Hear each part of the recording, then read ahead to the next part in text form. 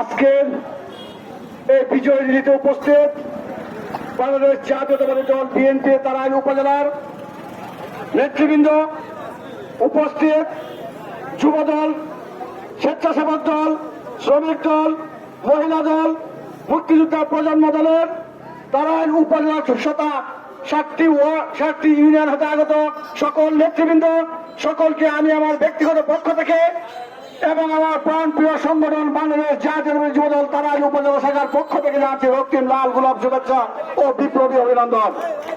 সংগ্রামী সহকর্মীবৃন্দ, আজ বক্তব্য দেওয়ার সময় নেই। উপস্থাপক ইতিমধ্যে আমাকে 1 মিনিট সময় দিয়েছে।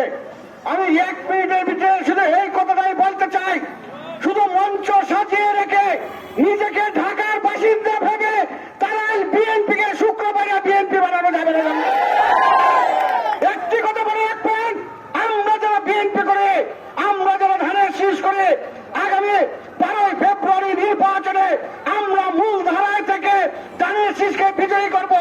যারা আজকে তারাই বিএনপিকে তাদের ঘরের বিএনপি বানাতে চায়, যারা তারাই বিএনপিকে সপ্তাহে বৃহস্পতিবার শুক্রবারের বিএনপি বানাতে চায়, তাদেরকে আমরা বয়কট করে আগামী দিনে উসমান ফারুকের হাতকে শক্তিশালী করবো।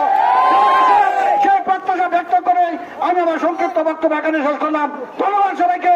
বাংলাদেশ জিন্দাবাদ, বাংলাদেশ জাতীয় যুব দল জিন্দাবাদ, শহীদ জিয়া অমর হোক, তারুণ্যের অহংকার তারেক রহমান জিন্দাবাদ, ডক্টর উসমান ফারুক জিন্দাবাদ। সবাইকে ধন্যবাদ। আসসালামু আলাইকুম।